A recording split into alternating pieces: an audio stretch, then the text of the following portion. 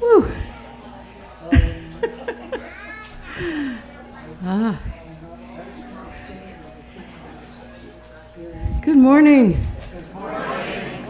Oh, yes, that's a good response. Good morning. Good morning. Well, I am going to begin, actually before we begin, with a reminder announcement about growing our forest home.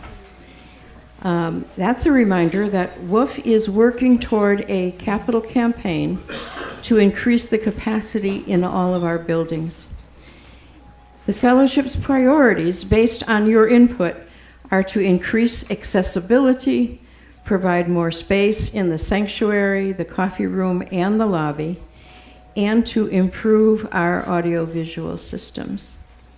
So, after service today, please visit the coffee room and check in to learn what's happening behind the scenes. We have a capital campaign table down there, and you can learn what's happening behind the scenes to match our congregational priorities with possible building plans, actual plans.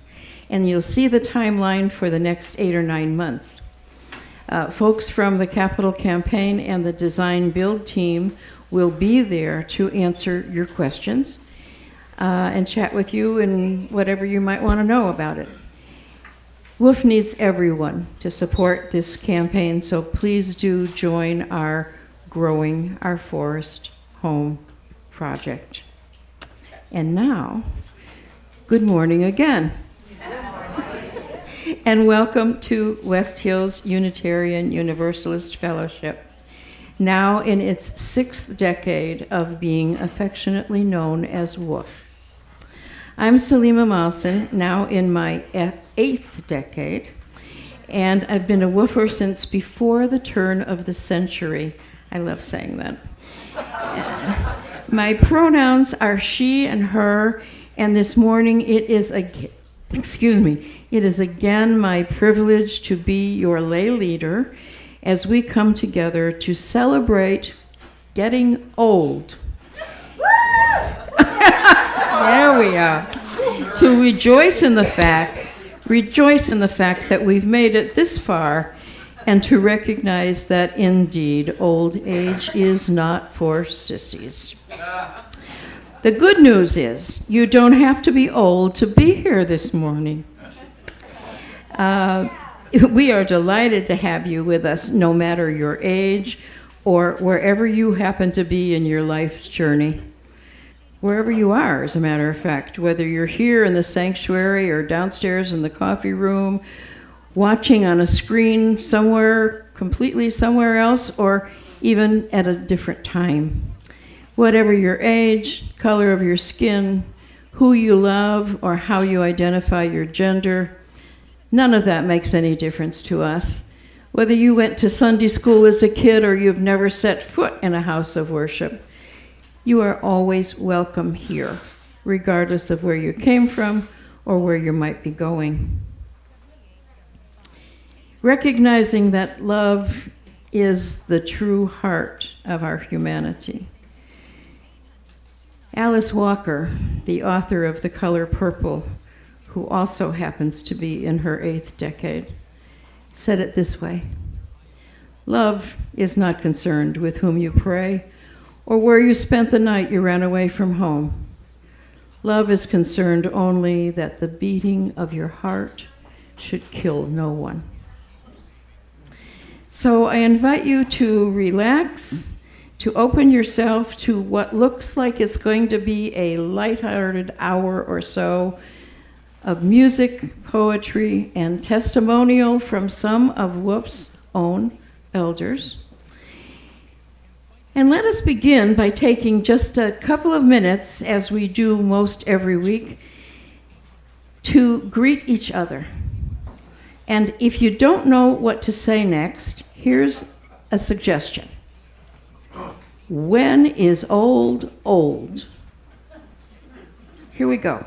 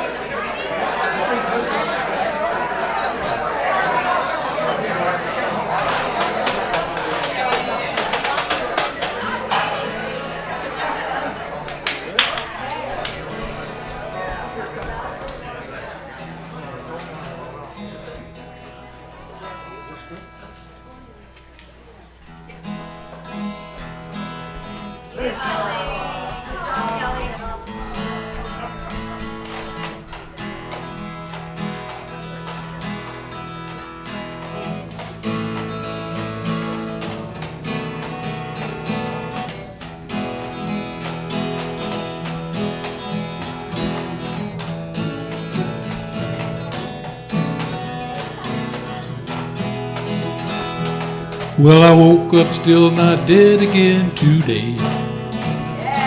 The internet said I had passed away. If I had died, I wasn't dead to stay. And I woke up still not dead again today. Well, I woke up still not dead again today. The gardener did not find me that away.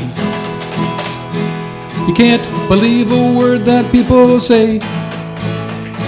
And I woke up still not dead again today. I run up and down the road making music as I go. They say my pace would kill a normal man, but I never been accused of being normal anyway.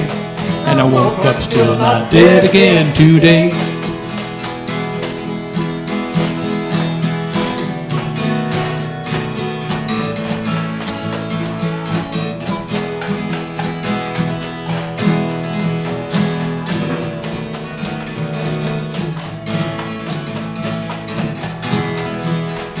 Well, I woke up still not dead again today.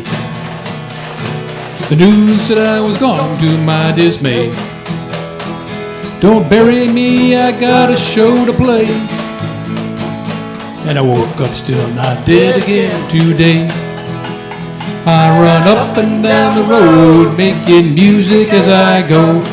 They say my pace would kill a normal man, but I I'd never been accused of being normal anyway. And I woke up still not dead again today.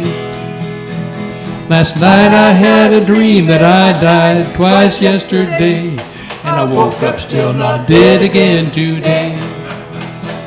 Last night I had a dream that I died twice yesterday. And I woke up still not dead again today.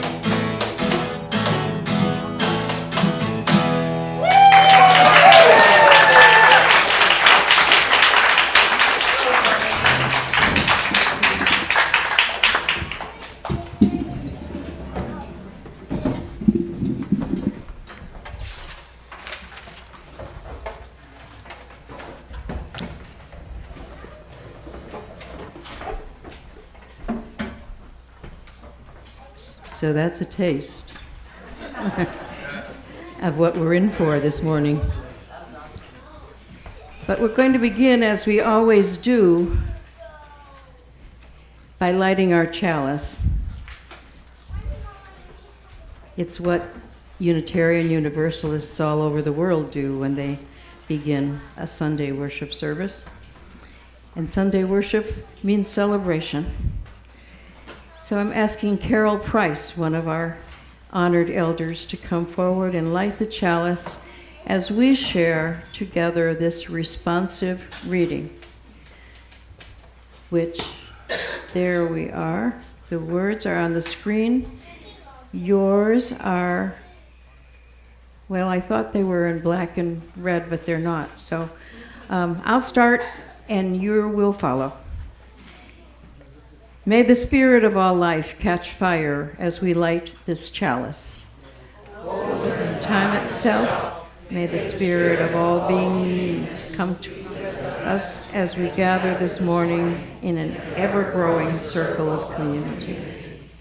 As we celebrate the adventures of elderhood, let us sing in our hearts, opening us to all that is, all that has been, and all that comes next. May the love burn strong both within and around us, as we all do our part in giving life the shape of joy and justice. May it keep us rooted in our commitment to celebrate our wholeness with vitality, even as we fly free. May the spirit of life burn bright and long within each of us. And now we'll sing together hymn number 123, Spirit of Life.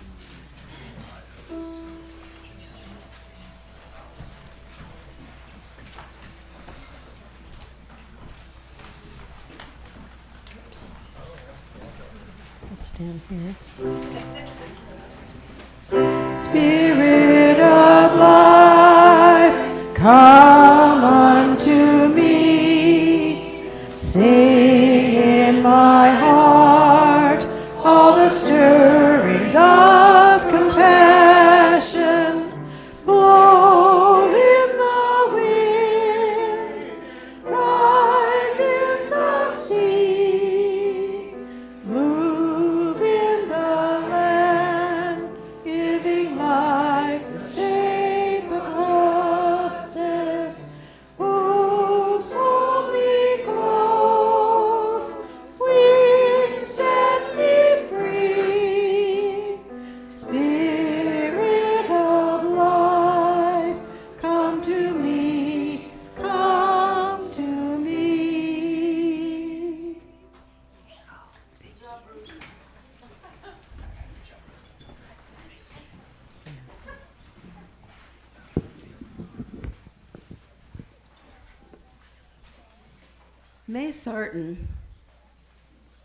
May Sarton was known as an American poet, novelist, and an individualist. I love that, individualist. She wrote a poem called Gestalt at 60, and then lived to be 83. In the poem, she writes, "I am not ready to die, but I am learning to trust death as I have trusted life. I am moving toward a new freedom." The Pulitzer Prize-winning poet Stanley Kunitz, who died still writing poetry at 101, wrote one called The Layers when he was just 73. In it, he reflects on a number of issues. For instance, he says, "I have walked through many lives, some of them my own, and I am not who I was." The poem closes with, "No doubt, the next chapter in my book of transformations is already written. I am not done with my changes." And Portland's beloved Ursula Le Guin, who left us at age 89, had this to say: "I believe old age is for anybody who gets there.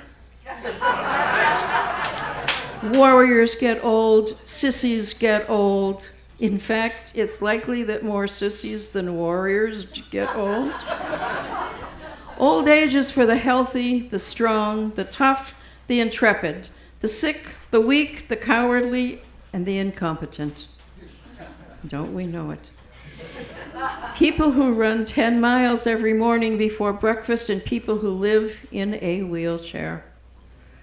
People who work the London Times crossword ink in 10 minutes, and people who can't quite remember who the president is today." I would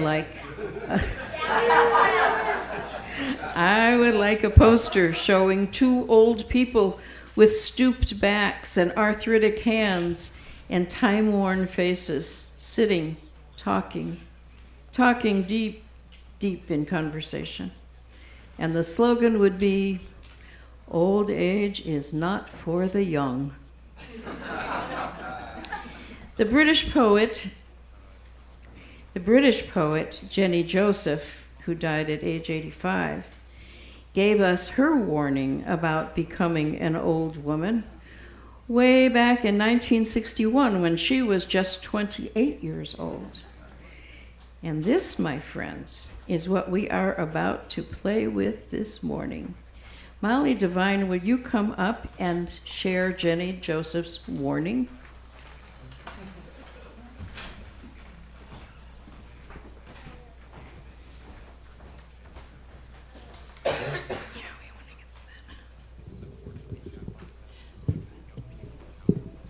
Hope that works. Good morning.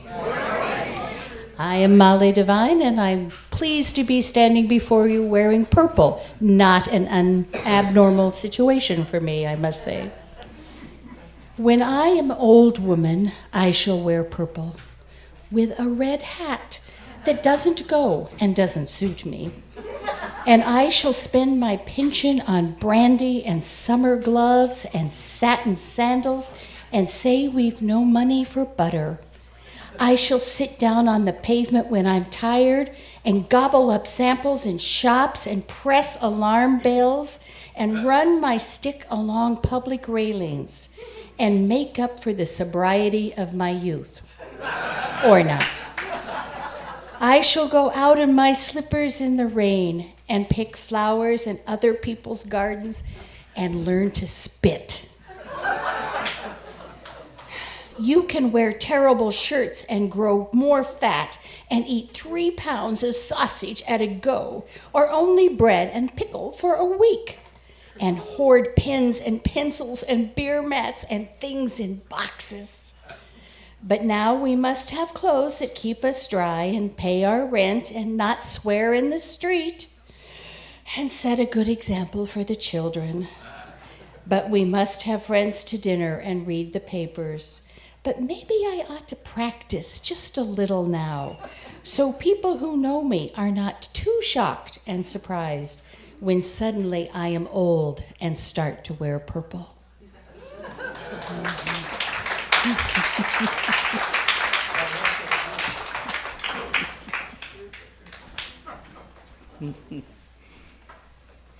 Thank you so much, Molly. And that's, if you didn't know, that's Molly in the old days. So, being old, wearing purple, writing poetry, making music, As I say in my own poem, Then and Now, then I lived for the future, never without a goal and a plan. Now I live now, and my only goal is to be alive in every now that comes until there are no more. Then I wondered what it might be like to get old. Now I am old, and the wonder of it goes beyond anything I could have imagined. So, yes. So here we are. Here we are together in the very midst of now, with so much to be grateful for and so much still to give. As our offering baskets are passed and we sing together, from you I receive, to you I give, together we share, and from this we live. Please take a moment to consider what you might be especially grateful for this morning and what it is that you might have to give, whether it be a smile, a kind word, maybe even a hug or two. If our hosts will come forward, and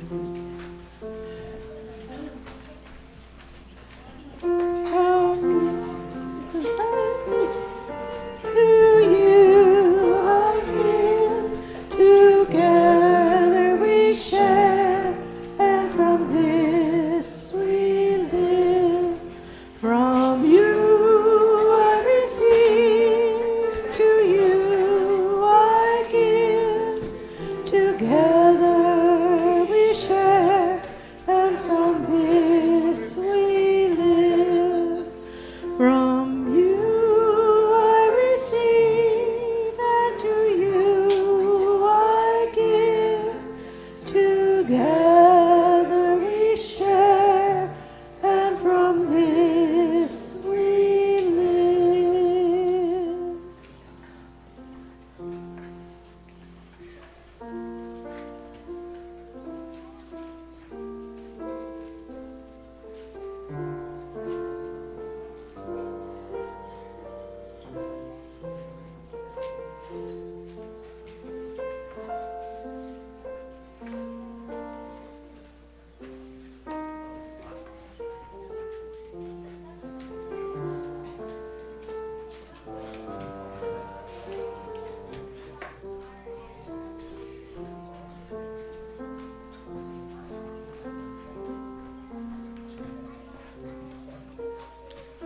thank you all so much for your generosity this morning.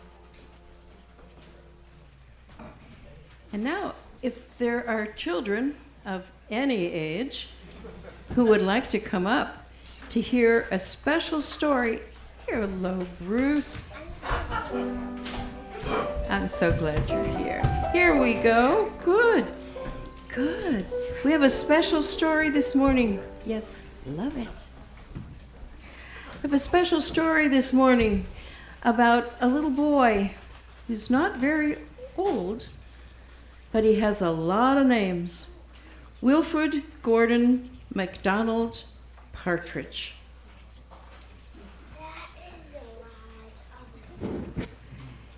There once was a little boy named Wilfred Gordon MacDonald Partridge, and he wasn't very old either. His house, though, was next door to an old people's home, and he knew all the people who lived there.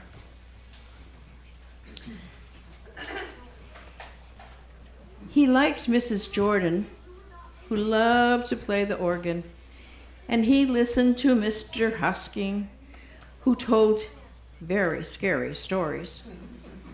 He played with Mr. Tippett, who loved cricket, and he ran errands for Miss Mitchell, who walked with a wooden stick. How did I get there? And he admired Mr. Drysdale. Mr. Drysdale had a voice like a giant. Oh, I see what's happening. I'm going backwards. But his favorite person, his real favorite person of all, was Miss Nancy Allison Delacourt Cooper, because she had 4 names, just like he did. And he called her Miss Nancy, told her all his secrets. One day, Wilfred Gordon heard his mother and father talking about Miss Nancy. "Poor old thing," said his mother. "Why is she a poor old thing?" asked Wilfred Gordon.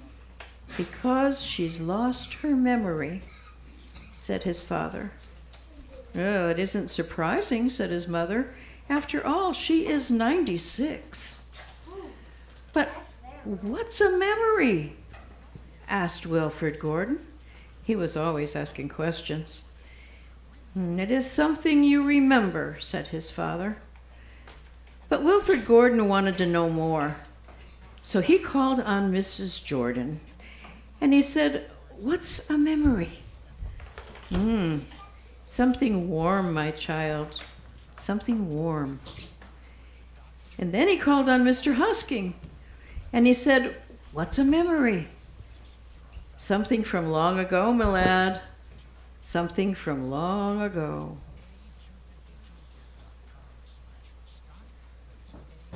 And he called on Mr. Tippett, who was crazy about playing cricket, and he said, "What's a memory?" "Something that makes you cry, my boy, something that makes you cry." And then he called on Miss Mitchell, who was walking with her wooden stick, and said, "What's a memory?"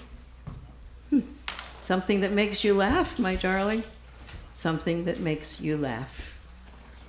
He called on Mr. Drysdale, who had a voice like a giant, and he said, "What's a memory?" "Something as precious as gold, young man, something as precious as gold." So Wilfred Gordon went home to look for memories for Miss Nancy, because she had lost her own. He looked for them in the shoebox of shells that he had found long ago last summer. And he found the shells and gently placed them in a basket. He found a puppet on a string that had made him laugh, and I wish I could read that. And but he put the puppet in the basket too. And then he found, with sadness, the medal that his grandfather had given him, and he placed it in next to the puppet. And then he found his football, which was as precious as gold. And last of all, on his way to Miss Nancy's, he went into the hen house and he took a fresh egg from underneath a chicken. Fresh and warm. And then Wilfred Gordon called on Miss Nancy and gave her each thing one by one. "What a dear, strange child to bring me all these wonderful things," thought Miss Nancy. And then she started to remember. She held the warm egg and told Wilfred Gordon about the tiny speckled blue eggs that she had once found in a bird's nest in her auntie's garden. She put a shell to her ear and remembered going to the beach by her tram long ago and how hot she had felt in her button-up shoes.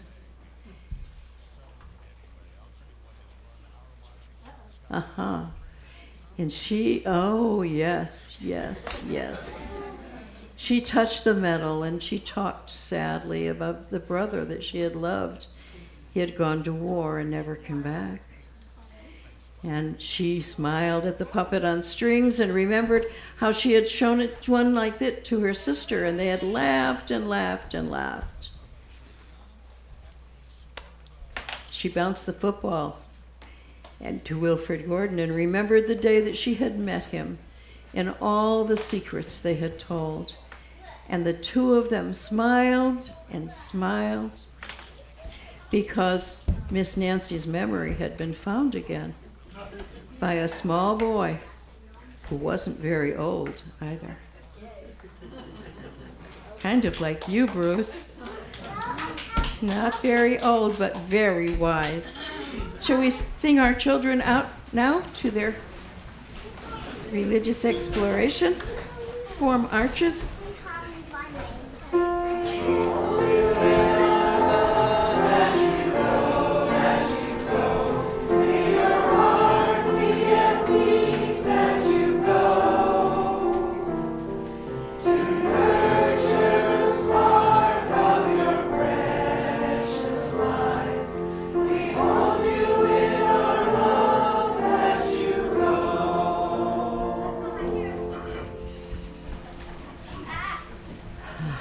Yes. Let us hold our children and each other in our hearts and recognize that no matter how old we are, how old we get, we are not done with our changes. If we've been around a while, we know only too well that not all changes bring us joy and satisfaction. Life is like a big bouquet of bittersweet, full of experiences and memories of all kinds. There's joy, there is sorrow, there's laughter and tears. And what a blessing to know that we have a place here that can hold it all. Now is the time in our service when those who wish may come forward and place a stone in the water. The stone representing their personal joy or sorrow, and the water, our community of care and compassion, where together we share and multiply our joys and collectively hold our sorrows with tenderness. You may wish to participate silently or to speak a few words. And then when everyone has returned to their seats, we will take a couple of minutes for quiet reflection, prayer, or meditation, as you may wish.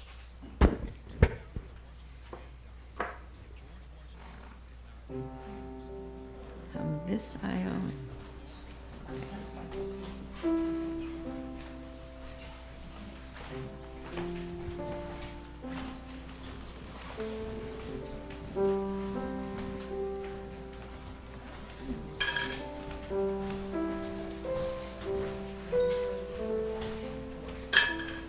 I'm delighted to have my mom with me today, who turned 89 and is up here celebrating her birthday.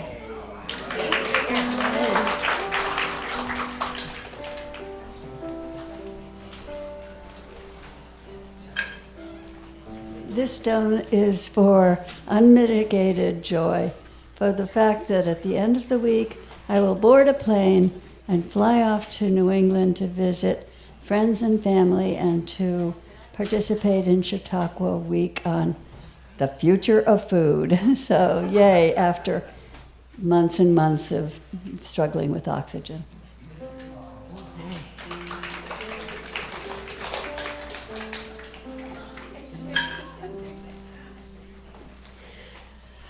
I am full of joy because at 74, a little New York stuff, that happens every once in a while because, anyway,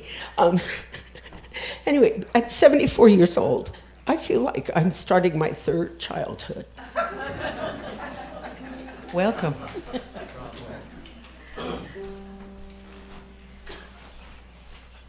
For my grandmother who lived until she was 99.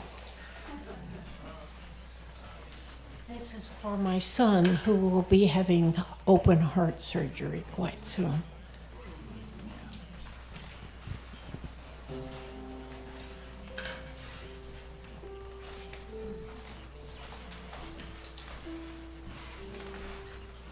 Our 13-year-old granddaughter Rosie has been with us for the summer, all of June and July, she leaves to fly back to Alaska today, and it's been such a joy to have her. It's been a joy for us to have her as well. What she said.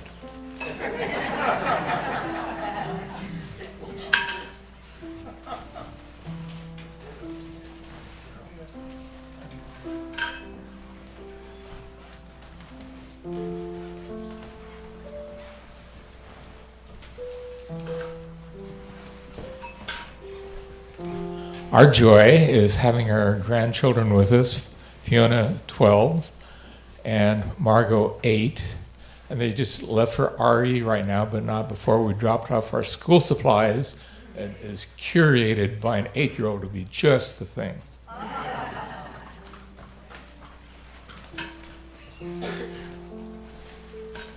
What a joy it is to be back here after not being able to participate for so long. I've been working out in the beautiful forest on Thursdays and helping out in Forest Hall. Everyone should go see, and I'm sorry, Fireplace.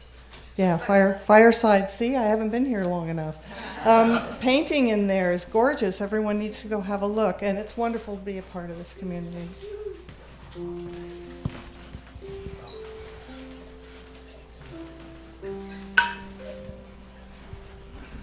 A year ago, I was living in Missoula, Montana, and I had my own apartment and everything, and then my drug-addicted son was compromising my housing and my safety, and I had to leave to be safe. Came here to Portland, was homeless because of that. And then last week, they finally found me a place. I'm in Irvington Village now, and I have a home, and I'm safe, and I'm thankful for that.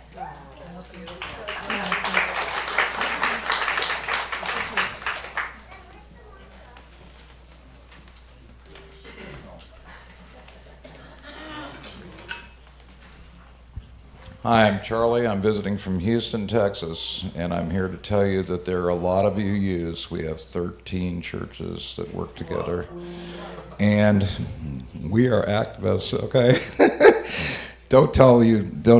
Let anybody tell you that Houston doesn't have any, or that Texas doesn't have any progressives. There are a lot of us, and if you're willing to talk to me, I can tell you some of the wonderful things that we're doing.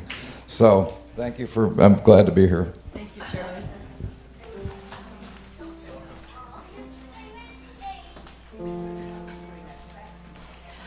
I'm very thankful that I have just been able to return from yet another trip this summer, and I have been able to visit all of my oldest longtime friends in one summer, and I feel very blessed to have had this time with them. I am Jerry Vanderbeek, and my wife Maria is with me. We're happy to join you this Sunday. We have just moved to Lake Oswego from Glenwood Springs, Colorado, and we are very pleased to find another UU community. We came from a wonderful UU community in Carbondale, Colorado, the Two Rivers Unitarian Universalist. So we're happy to join you. Thank you.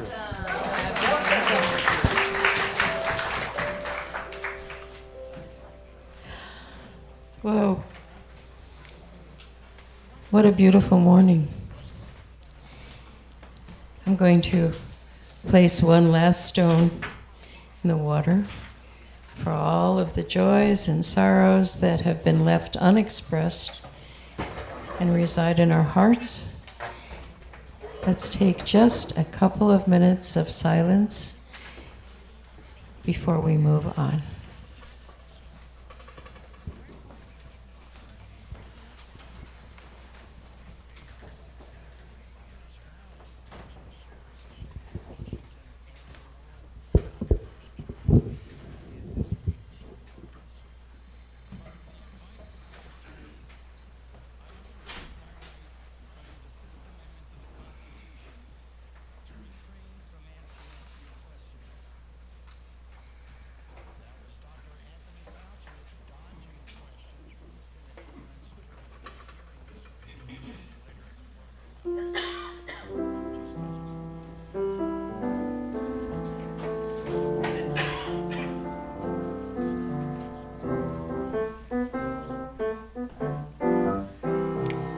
Fairy tales can come true, it can happen to you if you're young at heart.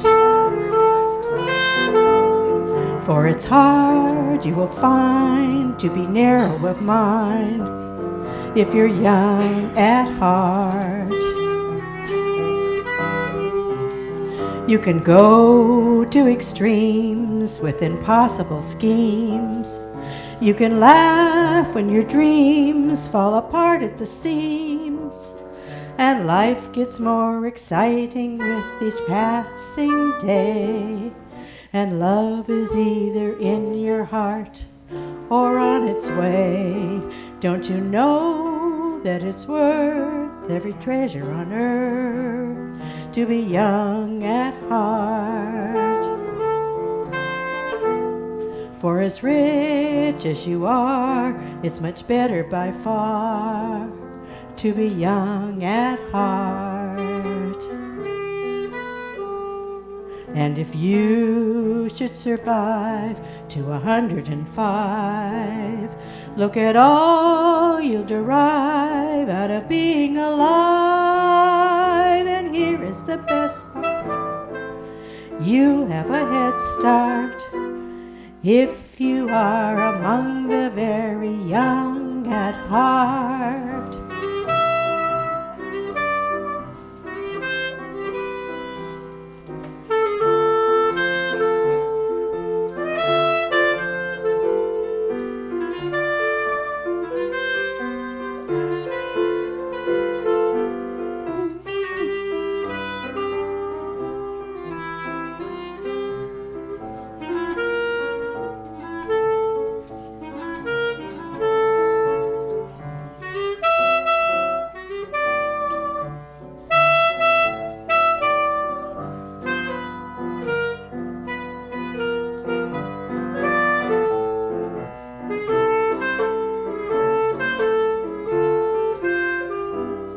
Don't you know that it's worth every treasure on earth to be young at heart? For as rich as you are, it's much better by far to be young at heart. And if you should survive to 105, look at all you'll derive out of being alive. Here is the best part: you have a head start if you are among the very young at heart.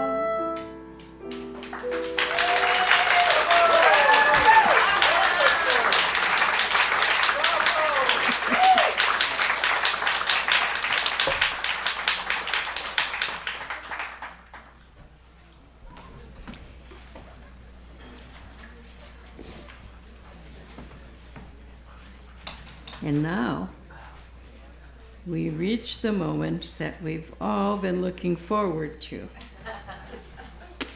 6 bits of advice for their younger selves, advice or not, from 5 octogenarians and 1 90-plus. We will begin with Gary Baker, and you're welcome to say your age if you wish.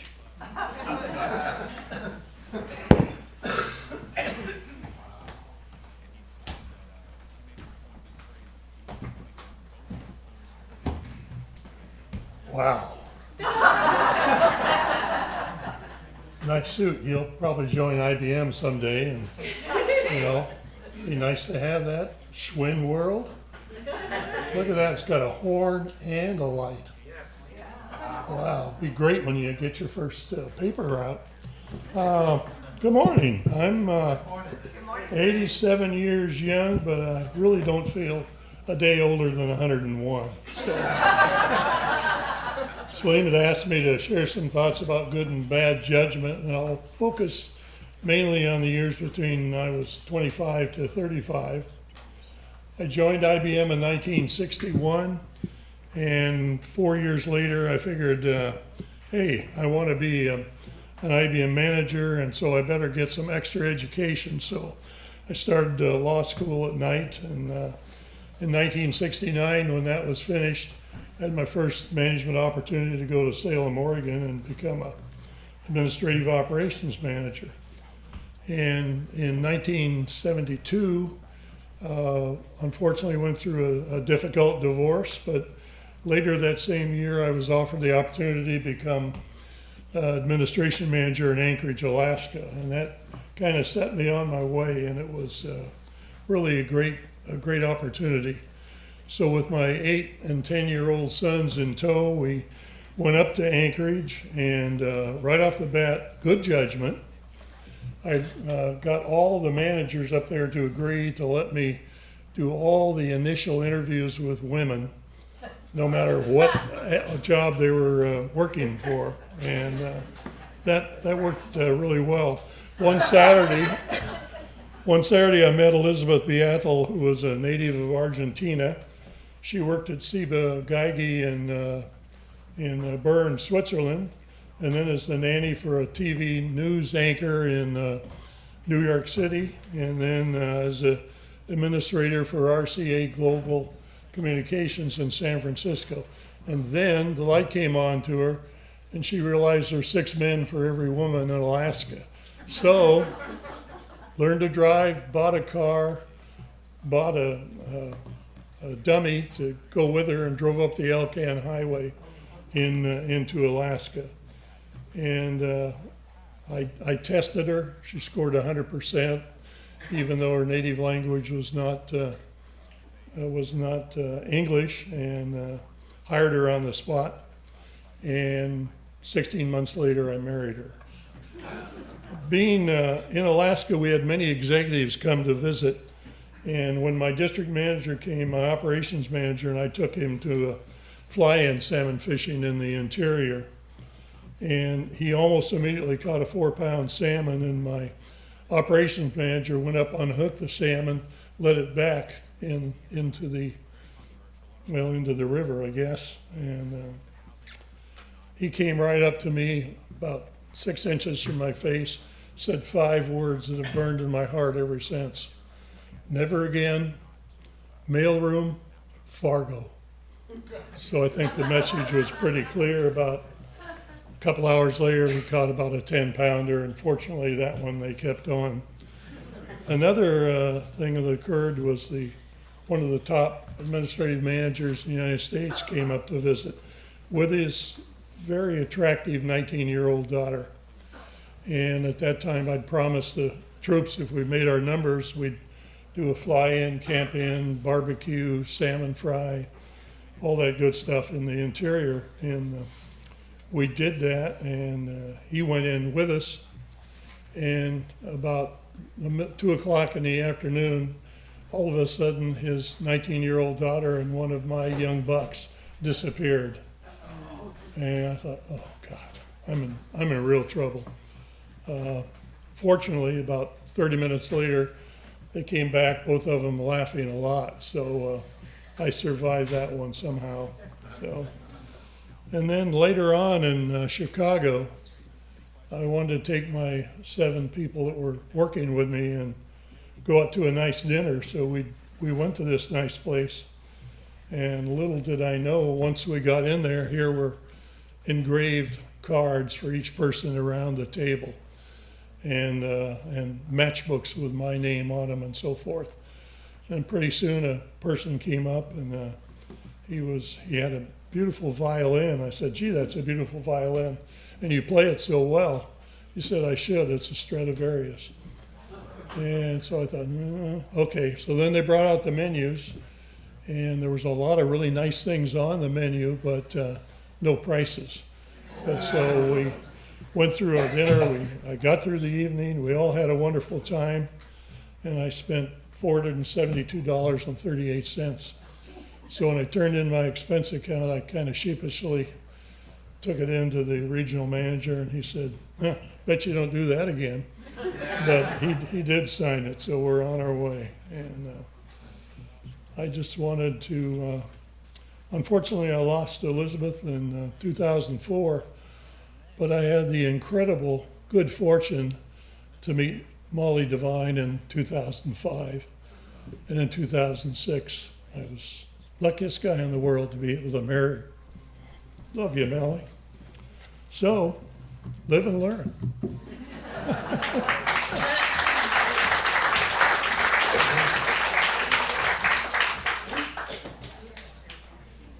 That's not me. There you are. Oh, there I am. Hi, I'm Heidi, and I'm damn lucky to be 80, given my family history. This picture was taken in Michigan when I was 23 and very worried about my future, with good reason. If I could magically time travel back to talk to myself that day, I'd want to give myself some realistic hope about the future and also a tip or two about coping with adversity. Heidi, decades from now, when you're an old woman, you are going to be blessed with a wonderful sense of fulfillment from a path through life that's been unique to you. Now, compared to the great majority of people, women your age, in our country, your life's going to be quite different in some pretty significant ways. Don't let that scare you. Because along the way, you're going to learn that there are countless ways for good people to lead meaningful lives. And in your case, you're going to have so many interesting experiences, and you're going to meet many wonderful people, several of whom you'll come to love, and who will love you for simply being the person you genuinely are at heart. Of course, you're going to have some hard times along the way. That's just how it goes here in the real world, as you already know. But if you can emulate your mom's example and how she dealt with the hard times in her life, you'll weather your own quite well. A classic example of Mom's ability to do this was the winter in Michigan when your family's well died and you had no running water for almost 4 months in your house. It was a royal pain in the patoot. Mom didn't pretend that everything was hunky-dory at our house under those circumstances, but she didn't turn into a drama queen either. She stepped back and said, "I will be so glad when the ground thaws enough in early spring so we can dig a new well. No question. But I also know that our family, unlike millions of people around the globe, are virtually living in the lap of luxury, even without running water in our house. Unlike millions of people around the globe, on a cold winter night, we sleep in a warm house. And though we're not rich, nor are millions of other people around the globe, our family, thanks to your dad's reliable blue-collar job, never has to worry about having enough food on the table, never has to worry about being able to afford new clothes when we outgrow our old ones, or never has to worry about being able to afford to see a doctor for routine medical care. A balanced perspective won't make your problems magically disappear, Heidi. They'll still be there. But the balanced perspective will reduce your anxiety enough so that you can think clearly to make some solid decisions to get through that rough time. And also, don't forget the Beatles were right when they talked about hard times. You'll get by with a little help from your friends.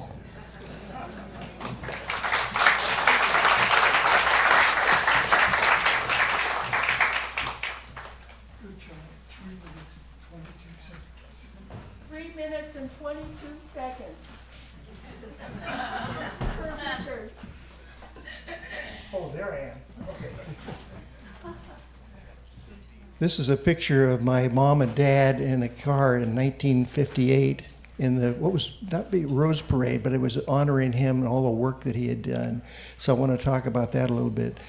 My mom came from Ireland, and my dad from Ireland. They met here in Portland in 1936, 37. I was born in 41. And the things that I remember most about my dad, because he was quite a character, he managed the shipyards income over for Kaiser shipyards during World War II. I found later that he had a hard time getting work. His name was Lyon, L-Y-N-E, which is the Gaelic way. He changed his name so he could get in this country on his passport. And then on my birth certificate, it's Paul Lyon. So I'm named after him. He also was a social worker for Catholic Charities, and I remember walking the streets in downtown Portland with him as a little boy when he was helping homeless people find places to live and to stay. He also became a teacher at the University of Portland, and eventually he retired from there. But he got me a full ride to go there. At least I went there for 2 years. I did that. The other thing that was most is that he was both of them from Ireland, and they were Irish. I'm wearing my Irish hat. He started the All Ireland Social Club, and it still goes today, although it's called the All Ireland Cultural Society. But he just got people together all the time, and they had picnics, and of course they drank a lot. My dad drank every night when he was watching TV and smoking cigars. I don't smoke, I don't drink. But what he taught me was giving back to the community. That's what he really taught me. It was important to do that. And I trusted him, and he and Mom were wonderful to work with. We grew up to live with. We grew up in North Portland. I don't know how he afforded to buy that house, but he ended up giving that to me in his will when he died. But I remember Dad so much, and I appreciate all he learned. So giving back to the community is what I've learned, and that's what I've been doing. Thank you.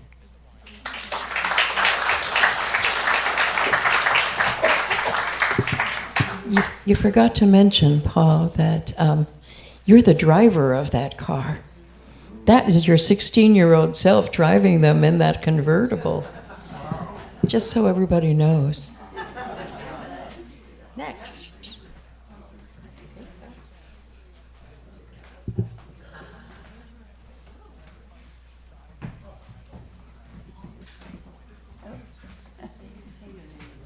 Sorry? Oh, of course not. There I am. It's Mavie McClellan. When I was a youngster, my nickname from Maverett was Mavie. Now people call me Maeve, and I'm 84 years old. Is that better? Yeah. Okay, excellent. So here I am, 16 years old, standing in my parents' my family home in front of the fireplace brandishing a cigarette, looking very sophisticated, of course. Miss Drama Queen, and I was. Drama was my favorite thing in the whole world. But I actually followed the instruction to get what would I tell myself, and it was a hard decision. And I apologize in advance. Some of the content of my story is not easy to take. Somebody might be upset by it. I'm sorry. It's the truth, and it's probably the most pivotal point in my life. So here I am, standing in my living room. You can see there are decorations draped around. It's May 1959. Later that day, people will start coming to my bridal shower. Yes. 1 month later, in June 1959, I will graduate from high school as a salutatorian and from Frontier Regional in South Deerfield, Massachusetts. Very, very backward for the times. Anyway, 4 days later, on June 21st, a very significant day, I got married in that same room with tears pouring down my face. These are tears not of joy. These are tears for the beginning of the mourning for my life. Because I knew damn well that I should not be marrying at that point. I was not pregnant. In 1959, people sometimes got married at 16. I wasn't 16, I had turned 17. In November, the year before, I got my dates mixed up, I guess, a little bit. Anyway, it doesn't matter. Obviously, what do you think the advice I would give Mavie McClellan at that point? Altogether? Don't! Exactly. So that's what I would have said. Don't do it. Virginity be damned. Who cares? Nobody, it doesn't matter. But I didn't know that. I had no confidence. I was kind of weird. I was, the salutatorian. I lived in Whately. I have always been kind of the outsider. And so I was scared, and scared that nobody would ever want me, and scared of what.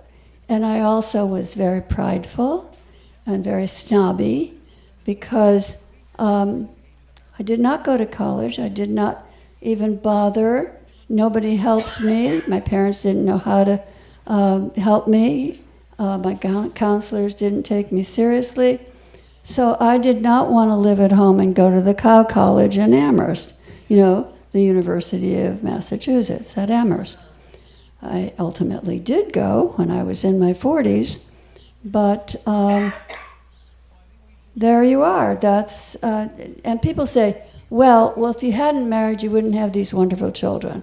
Well, the truth is, I wouldn't even know about these wonderful children, and might have had others, or maybe I really wasn't fit to be a mother. I don't know, because I now have 4 children, 5 grandchildren, and 3 great-grandchildren. So, all in all, I guess I learned a wonderful phrase recently. It's called,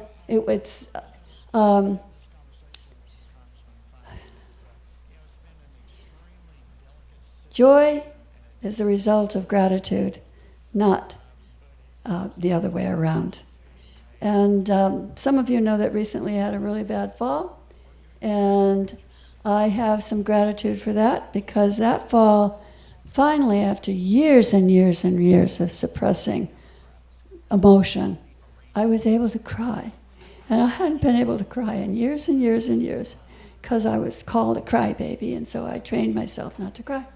Well, I cried. I was so sad after the heart stuff and all that I had this horrible setback. I didn't know how long it was going to take, and as you know, I was going to travel. Well, here I am, getting much better, full of gratitude to be here today at 84, almost 85. Thank you.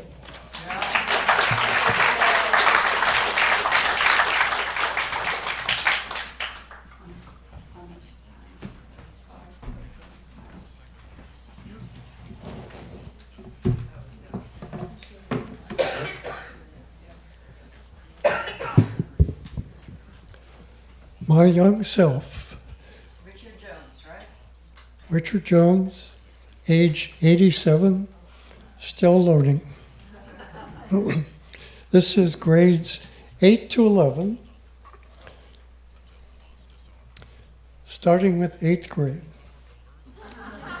Mom, 2 girls have invited me to a party. They'll probably play spin the bottle. And I haven't kissed any girls my age. I'm afraid I don't even know how. Son, you don't have to go if you don't want to. Just call and say you don't feel well. I feel bad about chickening out. 9th grade. Mom, Dad, we had tryouts in band today. My number was called last, so I'm first chair. First chair clarinet. And the second chair is a senior with facial hair. What do I do?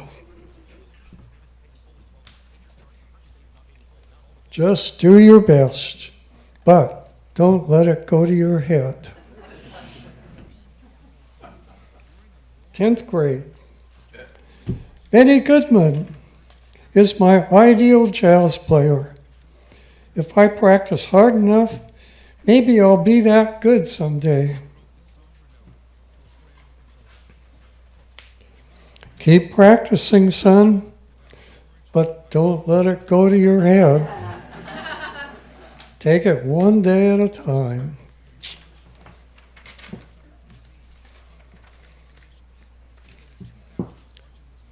'11th grade. Dad, I've asked Susie for a date. Can I borrow the car? I'd like to take her to a movie this Saturday. You and Mom usually have Skeet and Isabel over to play pinochle. Gotta get this one right. Well, son, I'll think about it. I might need the car.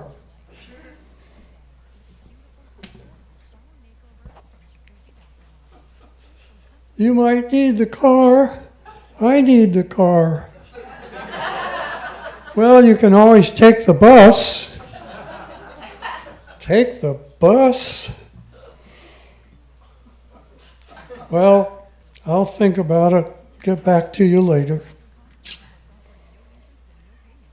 So many challenges, successes, and self-doubts. So often met with caution, protection, and advice framed in old sayings. And in closing, I'd like to share a few lines from one of my favorite poems. May you be given wisdom for the eyes of your soul, to see this as a time of gracious harvesting. May you have the passion to heal what has hurt you, and allow it to come closer and become one with you. May you be blessed, and may you find a wonderful love in yourself for yourself.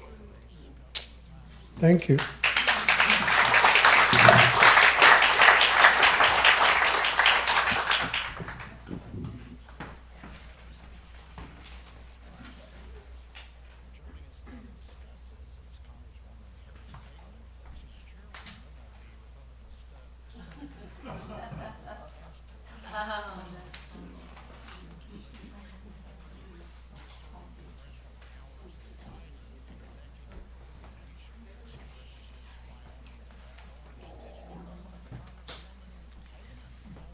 Yes. That's old Norma and new Norma, and this is a dialogue. Hello, sweetie, how are you? Who are you? I'm your old Norma. You're my young Norma. I don't think so. It's true, honey. There's a picture of you and me. The old one is me, and the young one is you. I don't like you. What? Oh, no. We didn't talk about that. Sulima asked me to tell you what it's like to get old. I just assumed you liked me. Why don't you like me? Because you scare me. Mercy, I scare you. I had no idea, except maybe the way you're looking at me, and I certainly didn't think to ask. How do I scare you? You're old, wrinkled, and you look like a witch. Oh my goodness. No, you shouldn't say that. Why shouldn't I say that? Because it's not nice. I mean, what are you thinking? I'm thinking it's my truth. Oh. Uh-oh. Yes. You know what? Every morning I look in the mirror and think the very same thing. I didn't think anybody would notice. I mean, there's nobody there but me. Well, I'm here. Do you think anybody else notices? Sure, of course they notice, and they're too nice to tell you. Why do you tell me? Because now that you're so old, you believe we should tell the truth. And you tell me that all the time. Oh, mercy. You're right. It's true. That is what I believe. What can I do about this?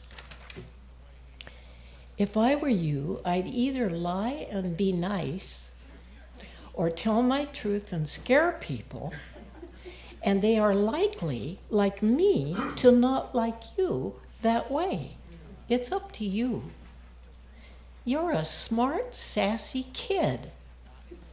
Well, sometimes you're a smart, sassy old witch. Well, sometimes I'm a sassy old witch, yes. Or sometimes I'm a sassy old woman, yes, but not a witch yet. Give me a couple Halloweens and we'll see what happens. Before we go, I would like to see what the fellowship thinks. So please raise your hand if you think I'm old, wrinkled, and look like a witch. And you don't have to be nice, but you should tell your truth. So, come on, raise your hand. There's somebody telling the truth. Good. I'm going for old and wrinkled, but not witch. I wanted to say one more thing about my kid.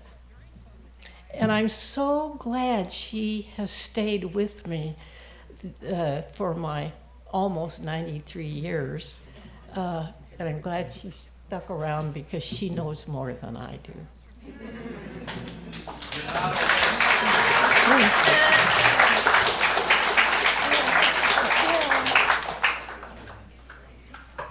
You're not a witch. This is the lame leading the lame. Good witch. Which are you? Let's put our hands together for these 6 honored elders. Yay. Yeah. Whew. Well, we made it. We've gone a little over time, but so what? And now what we'll do is we'll close with everybody singing Young at Heart. And we'll pep it up, won't we? Pep it up. Pep it up.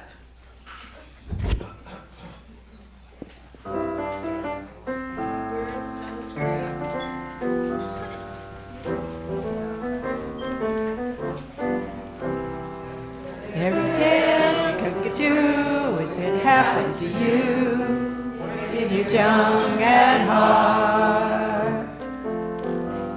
For it's hard, you will find, to be narrow of mind if you're young at heart. You can go to extremes with impossible schemes. You can laugh when your dreams fall apart at the seams, and life gets more exciting with each passing day, and love is either in your heart or on its way. Don't you know that it's worth every treasure on earth to be young at heart? For as rich as you are, it's much better by far to be young at heart. And if you should survive to 105, Look at all you derive out of being alive. And here is the best part. You have a head start if you are among the very young at heart.